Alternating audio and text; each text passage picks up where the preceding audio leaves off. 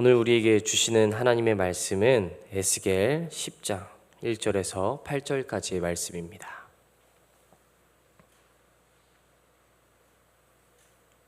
에스겔 10장 1절에서 8절까지의 말씀입니다. 오늘 우리에게 주시는 하나님의 말씀 함께 읽도록 하겠습니다. 시작. 이에 내가 보니 그룹들 머리 위 궁창에 남보석 같은 것이 나타나는데 그들 위에 보좌의 형상이 있는 것 같더라. 하나님이 가는 배 옷을 입은 사람에게 말씀하여 이르시되 너는 구름 밑에 있는 바퀴 사이로 들어가 그 속에서 숯불을 두 손에 가득히 움켜 가시고 성읍 위에 흩으라 하시매 그가 내 목전에서 들어가더라. 그 사람이 들어갈 때 그룹들은 성전 오른쪽에 서 있고 구름은 안뜰에 가득하며 여호와의 영광이 그룹에서 올라와 성전 문지방에 이르니 구름이 성전에 가득하며 여호와의 영화로운 광채가 뜰에 가득하였고 그룹들의 날개 소리는 바깥뜰까지 들리는데 전능하신 하나님이 말씀하시는 음성 같더라. 하나님이 가는 배 옷을 입은 자에게 명령하시기를 바퀴 사이 곧 그룹들 사이에서 불을 가져가라 하셨으므로 그가 들어가 바퀴 옆에 서매 그 그룹이 그룹들 사이에서 손을 내밀어 그 그룹들 사이에 있는 불을 집어 가는 배 옷을 입은 자의 손에 주매 그가 받아 가지고 나가는데 그룹들의 날개 밑에 사람의 손 같은 것이 나타나더라. 아멘. 할렐루야. 오늘도 이 귀한 토요일의 새벽 하나님을 예배하기 위해 이 자리 가운데 나오신 우리 사랑하는 도남동교회 성도 여러분들을 한 분 한 분을 주님의 이름으로 환영하고 축복합니다. 오늘도 말씀을 사모하며 나온 우리 모두에게 에스겔 말씀을 통하여 말씀을 깨닫는 지혜와 또 응답받는 기도의 은총이 가득히 부어질 수 있는 그런 오늘의 예배 시간이 되기를 주님의 이름으로 간절히 기원합니다. 오늘 에스겔서 10장의 말씀은 예루살렘 성에 대한 심판의 말씀을 기록하고 있습니다. 이전 장인 9장에서는 예루살렘 성 안에 거주하고 있는 거류민들에 대한 말씀이 있었다면 오늘 10장은 그들이 그렇게 다넣고 망하지 않을 것이라 자랑했던 이 예루살렘 성 자체에 대한 심판의 말씀이라는 것입니다. 여호와께서는 오늘 말씀을 통해서 에스겔에게 분명히 하나님의 뜻을 전달하십니다. 그토록 그렇게 자랑했던 그 예루살렘 성전이 오늘 나 여호와의 명령에 의해 전부 불에 타게 될 것이다. 잿더미가 될 것이라 예언하시는 그런 여호와 하나님의 말씀이 담겨져 있다라는 것입니다. 그리고 그와 더불어 이제 여호와의 영광이 우상 숭배에 빠진 예루살렘을 떠나 이방 땅 바벨론으로 옮겨가고 있는 그런 과정을 보여주는 장면도 오늘 이 10장의 말씀에 기록이 되어져 있습니다. 그러므로 우리가 오늘 이런 전반적인 스토리의 이해를 가지고 오늘 말씀 속으로 들어가 보기를 원합니다. 오늘 말씀을 통해서도 하나님께서 우리에게 주시고자 하시는 그런 귀한 메시지를 발견할 수 있는 저와 여러분이 될 수 있기를 주님의 이름으로 축복합니다. 아멘. 자, 이제 말씀으로 들어가 보도록 하겠습니다. 1절 말씀입니다. 이에 내가 보니 그룹들 머리 위 궁창에 남보석 같은 것이 나타나는데 그들 위에 보좌의 형상이 있는 것 같더라. 여러분, 하나님께서는 우리의 구원자가 되시는 분이십니다. 그러나 그와 동시에 우리의 모든 죄의 문제를 심판하시는 심판주가 되신다는 사실 또한 우리는 알아야 할 것입니다. 하나님은 자신의 백성들을 사랑하시나 불순종하시는 자들을 공의로서 또 엄중히 심판하시는 분이라는 것이죠. 여기서 그룹들 머리 위 궁창에 나타난 남보석 같은 보좌의 형상이란 마치 이처럼 우리의 절대 주권자가 되시는 하나님의 영광스러운 모습을 나타내고 있는 것입니다. 그 보좌는 사망 권세에서 성도를 보호하시는 하나님의 전능하심을 상징하며 동시에 지존자의 엄중한 심판이 온 세상에 임할 것임을 보여주는 것이죠. 우리가 이러한 하나님의 심판주로서의 모습을 또한 분명히 깨닫게 된다면 하나님의 명령을 결코 가볍게 여기거나 거스를 수 없다라는 것입니다. 자, 이제 그러한 하나님께서 그럼 어떠한 일을 행하실까요? 이어지는 2절의 말씀입니다. 하나님이 가는배 옷을 입은 사람에게 말씀하여 이르시되 너는 구름 밑에 있는 바퀴 사이로 들어가 그 속에서 숯불을 두 손에 가득히 움켜 가지고 성읍 위에 흩으라 하시매 그가 내 목전에서 들어가더라. 아멘. 이제 그 하나님께서 당신의 종을 불러다가 성전 안에 있는 하나님이 임재하시는 그룹으로부터 숯불을 가져가도록 명령하십니다.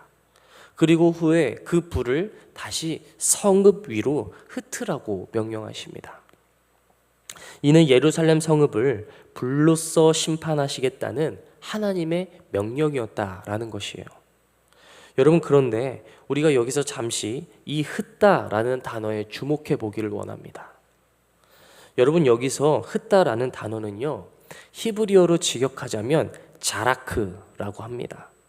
이 자라크라는 단어는 정결하게 하다라는 의미를 담고 있는데요. 주로 어느 때에 쓰이냐면 죄로 인하여 더럽혀진 무언가를 정결하게 할 때, 깨끗하게 하고자 할 때 주로 이 자라크라는 단어를 사용한다는 거예요.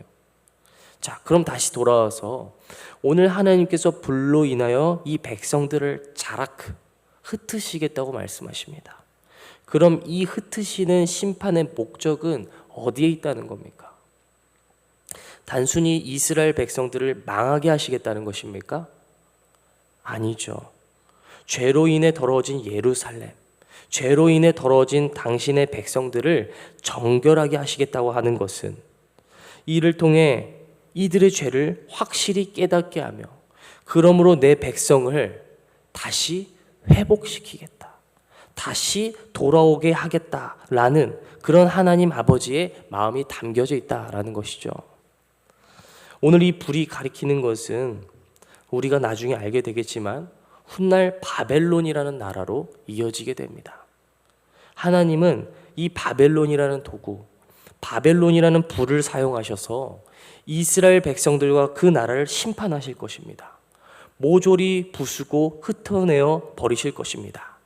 그러나 하나님은 단지 거기서 끝내시지 않는다는 거예요. 그들이 결국 포로로 끌려가며 수많은 자들이 고통을 받게 되겠지만 그로 인하여 이들의 죄성, 잘못된 것을 확실히 바로 잡으시고 다시 하나님의 백성으로 회복시키겠다는 그런 하나님의 크신 계획이 있다라는 것입니다. 그러므로 사랑하는 그런 자녀의 잘못을 온전히 바로 잡음으로써 정말 선하고 거룩한 길로 나가길 바라는 그런 아버지의 사랑, 그런 아버지의 마음이 담겨져 있는 것이 바로 이 오늘 심판의 의미였으며 이것이 바로 자라크의 의미라는 것입니다. 자, 그렇다면 다시 돌아와서 지금 이스라엘 백성들은 도대체 하나님 앞에서 어떤 것을 왜곡하고 있기에, 어떠한 잘못을 저지르고 있기에 하나님은 이들의 죄악을 바로잡겠다고 선언하시는 것일까요? 여러분, 당대 이스라엘은 어떤 한 가지의 잘못된 사고방식을 가지고 있었습니다. 그것이 무엇이었냐면 본인들이 거주하고 있는 이 예루살렘 성은 하나님의 성전이 있기에, 하나님의 그 임재가 있기에 결코 무너지지 않는다는 그런 잘못된 성전 신학을 가지고 있었다라는 것입니다. 마치 이런 것이죠. 아니, 하나님이 계신 곳이 성전인데 에이 설마 그 하나님이 임재하시는 처소가 있는 우리 예루살렘 성이 설마 망하기나 하겠어? 자, 이런 편협한 사고방식을 가지고 있었다라는 것입니다. 대단히 1차원적이지 않습니까? 여러분, 그러나 여러분께 한번 오늘 질문 드려보겠습니다. 하나님은 어떤 분이실까요? 하나님은 성전에 매여 있는 분이실까요? 다시, 여러분, 하나님은 우리 스스로의 의지와 뜻으로 하나님을 성전에 가두고 말고 그렇게 할 수 있는 분이십니까? 아니죠. 결코 아닙니다. 하나님의 여러 속성 중에 우리는 다음과 같은 속성을 한번 들어본 적이 있을 것입니다. 바로 무소부재하신 하나님이라는 것이에요. 여러분, 무소부재, 이 말의 뜻은 무엇일까요? 쉽게 말해서 하나님은 어느 한 곳, 어느 한 장소에만 매여 계신 분이 아니라는 겁니다. 그분은 성전뿐만이 아니라 오늘 저와 여러분의 개개인 삶 가운데서도 임재하시고 이 세계뿐만 아니라 저 세계까지도 동시다발적으로 자신을 드러내시며 만민에게 은혜를 주실 수 있는 분이 바로 이 하나님이시라는 겁니다. 이것이 바로 하나님의 무소부재성, 여기에도 계시고 저기에도 동시에 계시며 모든 이들을 감찰하시고 살피시는 하나님의 속성, 하나님의 모습이라는 것이에요. 그런데 지금 이들은 어떻습니까? 마치 그 하나님이 자신의 소유인 것 마냥 지금 그 하나님이 심판을 하시겠다고 하시는데 내가 내 의지로 하나님을 움직여서 오히려 심판을 막겠다는 그런 어처구니 없는 교만한 모습을 보이고 있었다는 겁니다. 그러므로 하나님은 오늘 이 불이라는 도구를 통해 바벨론이라는 나라를 들어서 백성들의 잘못된 아집과 고집을 꺾으시겠다는 거죠. 그 메시지를 에스겔에게 환상 가운데 보여주고 계셨다는 겁니다. 그리고 이제 마지막으로 이어지는 3절에서 8절까지의 말씀을 보면 이제껏 지성소에 머무시던 하나님의 영광이 이제는 죄로 더럽혀진 예루살렘을 완전히 떠나게 되는 그런 장면을 보여주고 있습니다. 이제껏 성전의 왼편에는 하나님이 그토록 싫어하던 질투의 대상들이 있었어요. 온갖 잡다한 우상과 그 예루살렘, 그 이스라엘 백성들이 섬기던 그런 이방신들, 이방의 종교의 문화가 질비해 있었습니다. 그러므로 이제 하나님은 이 심판의 말씀을 마치심과 동시에 하나님의 임재를 나타나시는 그 언약궤 위로 떠오르셔서 성전 문지방으로 이동하십니다. 이는 성전에만 계실 것이라고 생각했던 그 백성들의 편협성을 완전히 깨트리시는, 완전히 무너뜨리시는 하나님의 무소부재성, 하나님의 자유하심을 오늘 이 성경을 통해서 보여주고 있는 겁니다. 이제는 이 예루살렘을 떠나서 하나님은 바벨론으로 이동하실 것입니다. 하나님의 백성들이 지금 바벨론 이제 이동한다고 하지 않았습니까? 그곳에서 백성들과 함께 하신다는 것이죠. 이제는 이 죄로 가득한 예루살렘, 이들과 다시는 함께하지 아니하실 것이라는 것입니다. 사랑하는 성도 여러분, 아무리 하나님께서 세우신 성전이는 예루살렘 성이라고 할지라도 그 안에 온갖 부정한 우상과 인간의 불순종으로 더럽혀진다면 여호와의 영광은 그곳에 더 이상 머물지 않을 것입니다. 그래서 여호와의 영광이 떠난 성전은 결국엔 무너지고 황폐하며 버려질 것입니다. 여러분, 우리가 오늘 말씀을 통해 알게 되는 것은 무엇이겠습니까? 아무리 하나님이 계실 처소, 성전이라고 할지라도 그곳에 여호와의 영광이 함께하지 않는다면 그건 단순한 건물에 불과하다는 것입니다. 그리고 이것은 오늘 우리의 삶에도 마찬가지로 적용할 수 있을 겁니다. 고린도전서 6장 19절은 우리에게 이렇게 말합니다. 너희 몸은 성령이 너희 안에 계신 하나님의 거룩한 성전이다. 오늘 우리의 몸도 성령으로 내주에 계신 하나님을 모시는 거룩한 주님의 전이라는 것입니다. 그러나 우리가 성령을 따라 살지 않고 성령이 아닌 정말 다른 것을 붙들며 살아간다면 오늘 그런 우리에게 하나님께서 뭐라고 말씀하실까요? 만일 그런 삶을 산다면 오늘 우리에게도 주시는 메시지는 딱 하나라는 거죠. 내가 너희와 더 이상 함께할 수 없다라는 것입니다. 아무리 구원받은 주의 자녀라고 할지라도 우리가 죄의 문제에 날마다 죽지 않고 오히려 죄를 쫓아서 세상의 풍요를 쫓아서 세상의 향락을 쫓아 그것을 사랑하고 그것만을 붙잡으며 나아간다면 하나님의 영광 또한 그런 가증스러운 백성의 모습과 그런 가증스러운 백성의 삶과 더 이상 함께 머물 수가 없다는 것을 오늘 성경은 우리에게 보여주고 있다는 것이죠. 그러므로 사랑하는 성도 여러분, 오늘 주님의 전으로 부름받은 우리의 몸을 정말 거룩하게 지킬 수 있는 저와 여러분이 되기를 주의 이름으로 축복합니다. 우리의 모습 속에 만일 아직도 죄 가운데 버리지 못한 모습이 있다면 하나님께서는 때로는 징계를 통해, 때로는 어떠한 환경들을 통해 우리에게 그 문제를 반드시 알게 하실 것입니다. 그러나 여러분, 분명히 기억하십시오. 하나님이 때로는 우리에게 징계를 허락하시는 것은 절대 망하게 하기 위한 벌이 아니라 이것을 통해 하나님과의 관계를 회복하고 다시 사랑하는 자녀로서 부르시기 위한 일련의 과정임을 믿으시는 저와 여러분이 되기를 주님의 이름으로 축복합니다. 그렇게 했을 때 우리는 때는 우리 삶의 고난 속에서도 믿음으로 그 문제를 바라볼 수 있게 되는 것입니다. 오히려 우리 삶의 다양한 환경 속에서 나를 주님의 자녀로 빚어가시는 하나님의 은혜를 발견하게 된다는 것이죠. 아멘. 이제 말씀을 정리하도록 하겠습니다. 그러므로 바라기는 첫째로는 오늘 우리의 몸도 주님의 거룩한 전임을 기억하며 거룩하고 구별된 백성으로 살아갈 수 있는 저와 여러분이 될 수 있기를 간절히 기원합니다. 그리하여 둘째로는 만일 우리가 그렇게 삶을 살지 못했더라도 때로는 삶의 환경과 여러 가지 것들을 통해 나의 삶을 연단하시고 빚어가시는 하나님을 신뢰할 수 있기를 소망합니다.